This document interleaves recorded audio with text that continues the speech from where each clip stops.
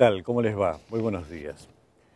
Cerrábamos nuestro programa anterior con algunas imágenes de la planta potabilizadora de agua que se ha instalado en la localidad de Villa Ana y que fuera inaugurada recientemente por el gobernador de la provincia.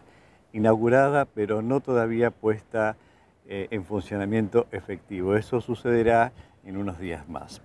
Bueno, este va a ser uno de los temas del programa de hoy, además de una charla con un personaje que hemos encontrado por ahí y que casualmente su historia tiene que ver también con este pueblo, con Villa Ana. Esta planta potabilizadora está instalada en la localidad de Villa Ana, muy cerquita de la zona, prácticamente en la zona urbana. El actual capataz de la obra nos enseñó el lugar y nos explicó algunas cosas, el tipo de servicio que va a brindar esta planta, en cuánto tiempo se pondrá en funcionamiento. Nos habló también de un poco del costo de la obra que ronda los 250 millones de pesos, pero creemos, aún más allá del costo, que este va a ser un importante servicio para estas 8 localidades que lo van a recibir en un corto tiempo.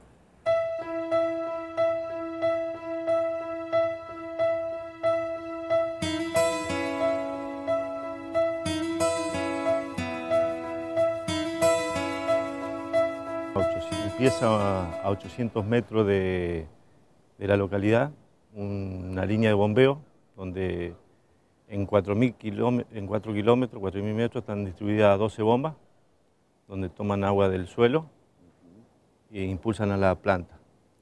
Entra a la planta, agua cruda, entra a 4 cisternas de 150.000 litros cada una, después bajan a una sala de bombeo.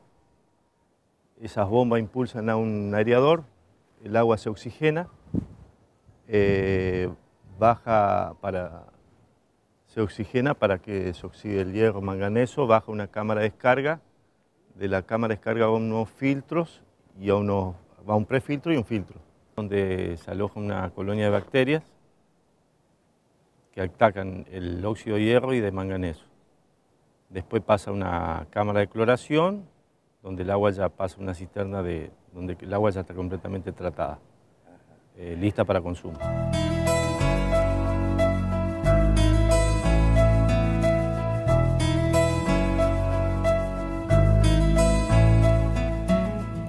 La planta instalada en la localidad de Villa Ana abastecerá o brindará servicio a unas 13.500 personas aproximadamente, o sea, las poblaciones de Garabato, Colmena, Tábanos, Intillaco, Los Amores, Cañada Ombú, Golondrina y la localidad de Villa Ana, obviamente. Tiene esta planta una capacidad para procesar 150.000 litros horas de agua, que esto sería más o menos la mitad del consumo que tendrá en este momento. Es decir, las poblaciones que mencioné recién consumirían alrededor de la mitad de lo que la planta puede procesar, o sea, es una planta que se ha instalado con una proyección bastante importante.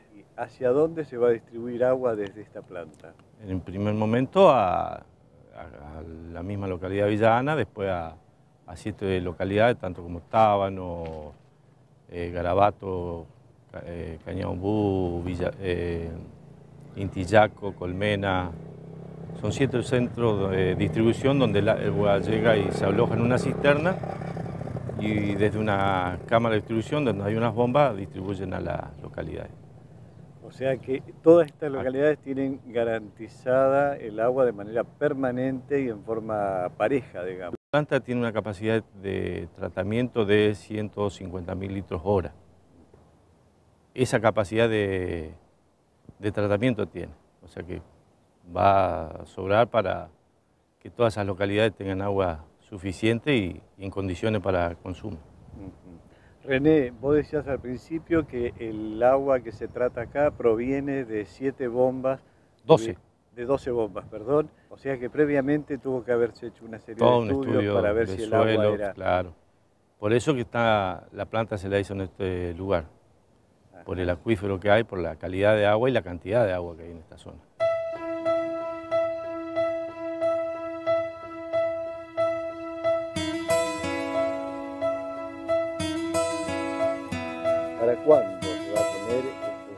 funcionamiento pleno, digamos, ¿cuándo estas localidades que mencionaste van a poder contar con el servicio? ¿A partir de cuándo? La planta está terminada y ya está en funcionamiento.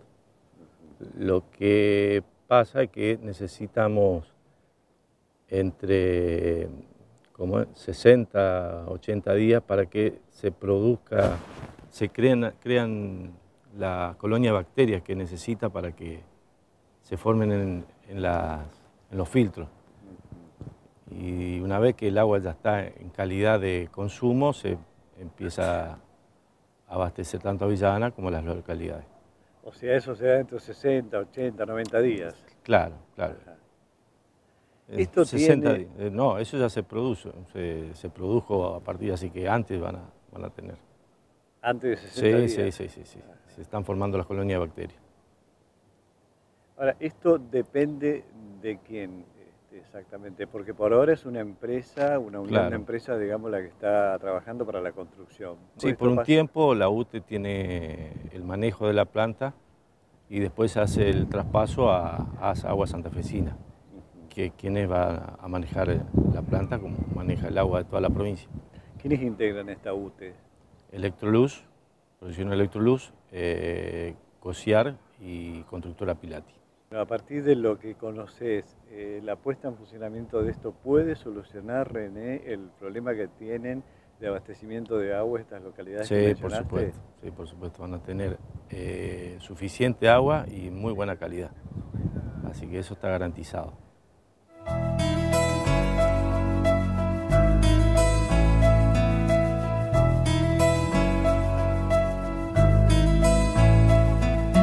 Cuando tenía solo 18. Bueno, muy bien por el gobierno de la provincia, que es el responsable de esta obra, que servirá seguramente para mejorar la calidad de vida de la gente de estas localidades, que son, como dije antes, más de 13.000 personas y que han sufrido a lo largo de mucho tiempo los altibajos al no contar con este elemento, por lo menos a no contar de manera sencilla con el agua en periodos de sequía. Y ahora sí vamos al encuentro de Enrique Mayorana, un personaje con el que nos hemos tropezado por ahí y que nos contó su historia que tiene que ver en buena medida con la forestal, porque él desde muy chico trabajó en esta empresa y precisamente localizado allí, él vivía en la localidad de Villa Ana.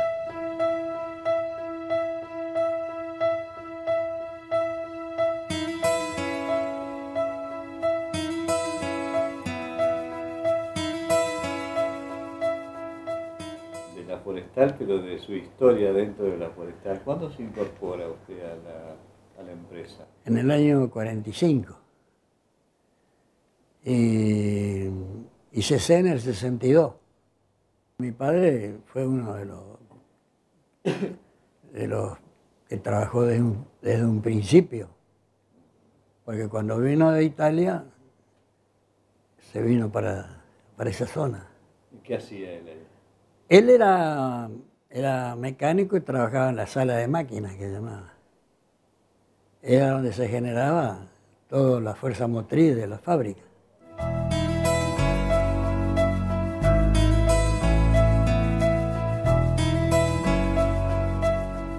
Enrique, lógicamente, y lo que sucede con mucha gente que ha transitado por aquella época, se mostró nostálgico a lo largo de toda esta charla y revalorizando permanentemente lo que a él le tocó vivir como experiencia.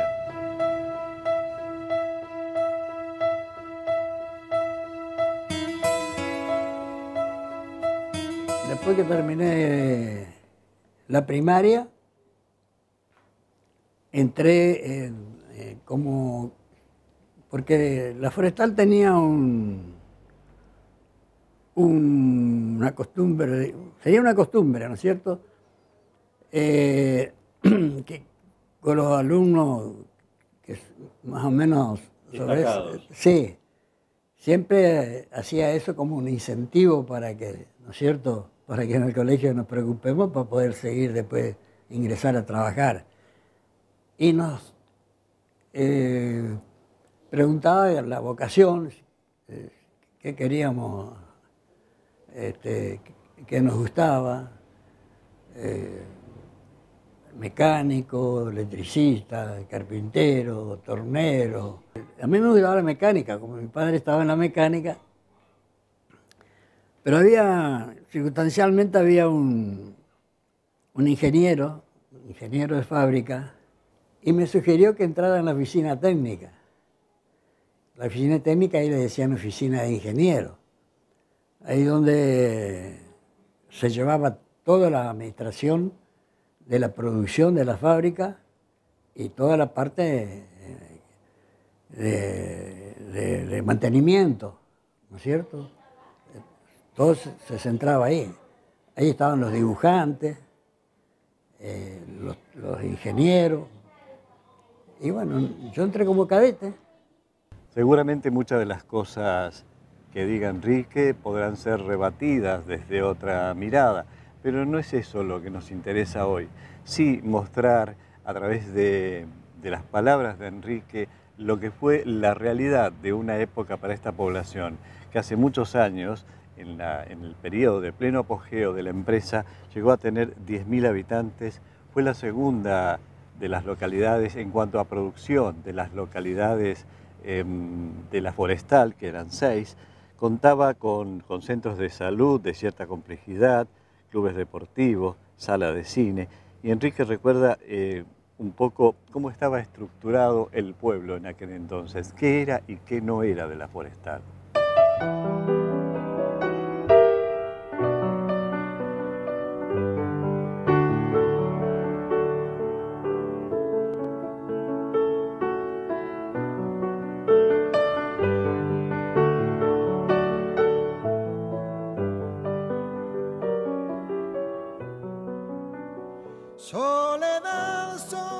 Sí, no, pero la forestal tenía, como, digamos, un límite que comprendía a la empresa. Y de ahí para allá estaba el pueblo nuevo, que nosotros le decíamos que era particular. Ahí había comercio particular, había como es, aserradero. O sea, la administración de la forestal comprendía una parte del... Claro, era esa parte donde cubría la forestal, ahí toda esa parte teníamos nosotros el servicio, que no tenía esa parte, el resto, porque ya era...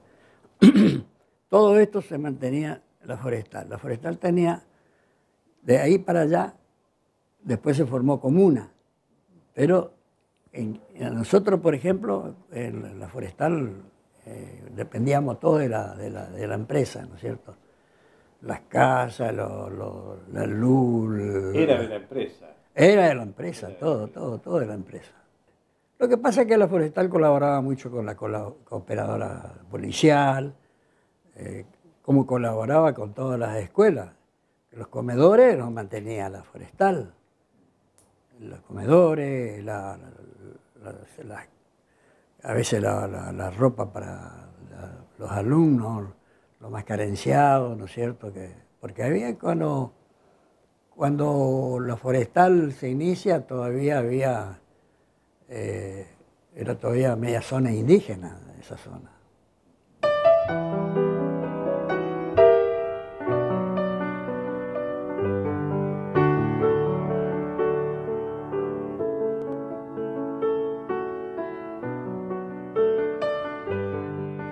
Papá vino en el 905. A quedarse ya ahí. Ahí sí, quedarse ahí. En ese momento todavía era Campo Redondo. Campo Redondo, sí, al principio era Campo Redondo. Tal así que después nosotros nos conectábamos a través del ferrocarril, que era en esa época era la francesa, era francés, que venía de Santa Fe de Santa Fe al Chaco, pero había un desvío, un ramal en Intillaco, que iba de Intillaco a Villa Guillermina. Y pasaba a 5 kilómetros de Villana. Ahí nosotros le decíamos el kilómetro 50. Que después justamente pasó a ser estación Campo Redondo. Enrique, bueno, de todo el mundo que ha trabajado en la forestal, o el que ha dependido de alguna manera de la forestal siempre tiene palabras de elogio para con la empresa, porque dice que se vivía muy bien, que había mucho confort, que la gente estaba, la que lograba ubicarse en la forestal estaba feliz porque tenía la garantía de un buen sueldo, un buen pasar. ¿Cuál es su experiencia? Mire, yo no sé cómo catalogarlo, pero nosotros nos vamos a morir agradeciendo a la forestal, porque nacimos y nos criamos y tuvimos, podríamos decir, un buen pasar. Mire que mi padre tenía 7 hijos y nosotros, gracias a Dios, nunca nos faltó la comida. Vestíamos humildemente, como dentro de las posibilidades, pero tuvimos una infancia feliz.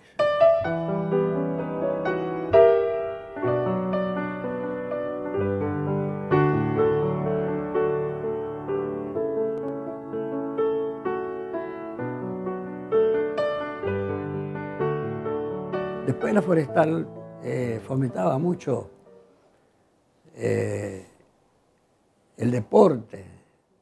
El deporte, Villana tenía 3 canchas de fútbol, tenía 3 canchas de tenis, tenía cancha de bocha, cancha de golf, y siempre en algún deporte nos enganchamos, básquet. ¿Y a eso tenía acceso todo el pueblo? Sí. Todo el pueblo, sí. ¿No es que había clubes que tenían diferentes categorías?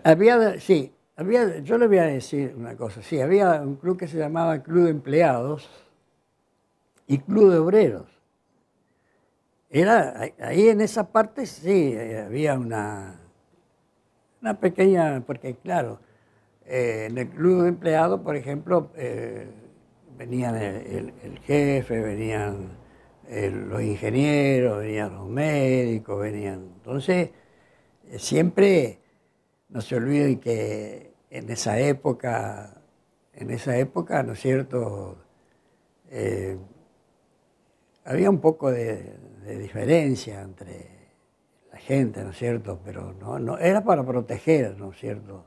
Yo pienso que era eso, pero nosotros, por ejemplo, teníamos en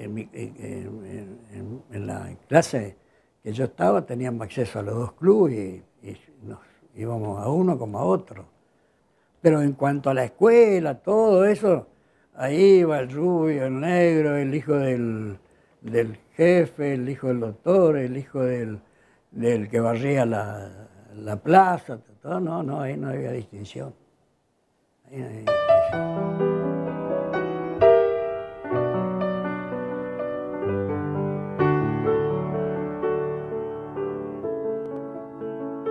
Después otra cosa, nos enseñaron mucho el respeto hacia las festividades patrias.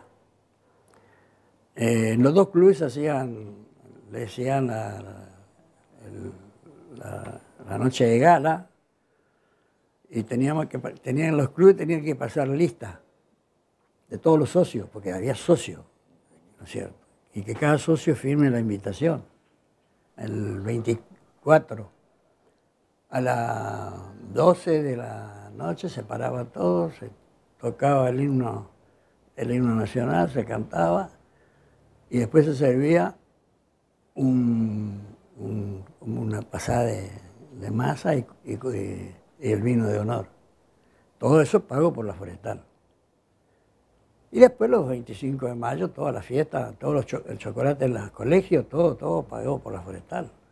Enrique, usted me dijo hace un rato que llegó a tener más o menos 10.000 habitantes la ciudad. Sí, en total, sí. ¿Fue ciudad? Sí. No, porque nosotros 10.000 habitantes con la parte rural, todo ¿no es cierto? Con los empleados de los obrajes, entonces abarcaba eso, sí. Se hablaba de dependían 1.200 empleados la forestal con contratistas. Era la segunda, ¿no? La segunda, sí. La segunda en, segunda en importancia. Segunda en importancia en producción.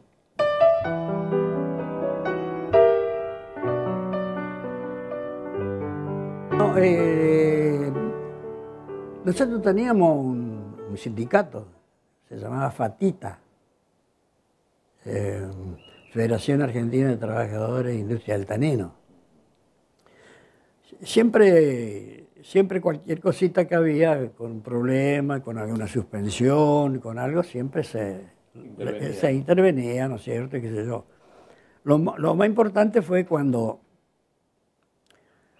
Porque también hubo muchas versiones, hay gente que quiere... Yo no digo que toda empresa debe tener alguna, ¿no es cierto?, algún problema que no agrade o que...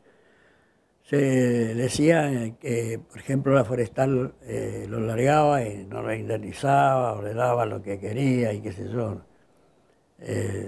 Yo he leído eso en un libro escrito que no lo quiero mencionar al coso para no entrar en polémica, pero que es mentira. Porque a nosotros cuando nos despidió la forestal por cierre de fábrica, la forestal despidió a la gente por cierre de fábrica, pero le pagó como correspondía. Primero la forestal en realidad quiso pagar el 50% de lo que correspondía. Entonces ahí intervino, por ejemplo, el gremio y defendió y sacó en realidad, porque estaba justificado el cierre de la fábrica porque no había más materia prima. Y entonces se llegó a un acuerdo al 75%, pero en los últimos casos pagó hasta el 100%. Y además les había dejado las viviendas, ¿no? Sí. Mire, las viviendas la vendía, de la indemnización nosotros comprábamos la vivienda, pero era por como un protocolo para un monto de 5.000 pesos, por ejemplo, una casa.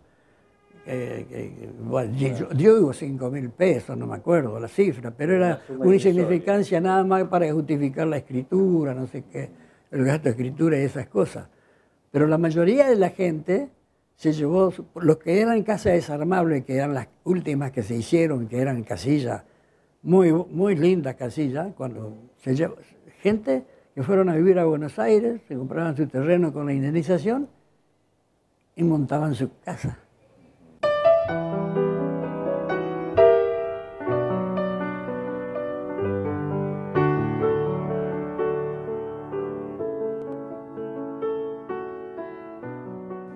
De estos pueblos forestales fue todas más o menos lo mismo en cada una de las localidades. En todas las localidades. Villana tenía servicio de agua corriente, cloaca, luz eléctrica. Y nosotros, nuestro sueldo era para comer y vestirnos. Nosotros no pagábamos impuesto inmobiliario, impuesto comunal, no pagábamos luz, no pagábamos agua, no pagábamos riego, no pagábamos nada nosotros. No pagábamos obra social. ¿Cobraban bien? Y cobrábamos bien a tiempo. Tenía su sistema, la forestal tenía hoy son súper, antes se decía ramos generales, que todavía existe en los edificios, ¿no es cierto? Tenía el hotel propio, tenía sala de cine en el mismo hotel. Y teníamos, como ahora tenemos la tarjeta, antes teníamos la libreta. Claro, a fin de mes pasaba por la contaduría, te contaba la tarjeta. ¿Y esto de que dice que la forestal tenía su propio dinero y eso es así? Eso yo no lo conocí, pero era ya por el año 20, por ahí. Bueno, decíamos recién que en su apogeo Villa Ana llegó a tener alrededor de 10.000 habitantes. En la actualidad tiene escasos 3.500 y mucho menos alternativas de entretenimiento, alternativas culturales, muchas menos posibilidades de empleo. Queríamos, de alguna manera, para contrastar con esto que decía Enrique, poder charlar un poco con el actual jefe comunal, Ramón Romano. No nos fue posible. Esta fue una semana muy comprometida para los funcionarios, para los políticos, por todo lo que implica una elección. Así que no nos fue posible, esto nos queda pendiente. De todas maneras, muchísimas gracias, Enrique, por transportarnos a una época y por permitirnos de alguna manera ser parte de este mensaje con estas imágenes que a mí me parecen bellísimas de esta localidad que es Villa Ana. Nos vemos, si Dios quiere, la semana que viene con una propuesta parecida a esta. Gracias.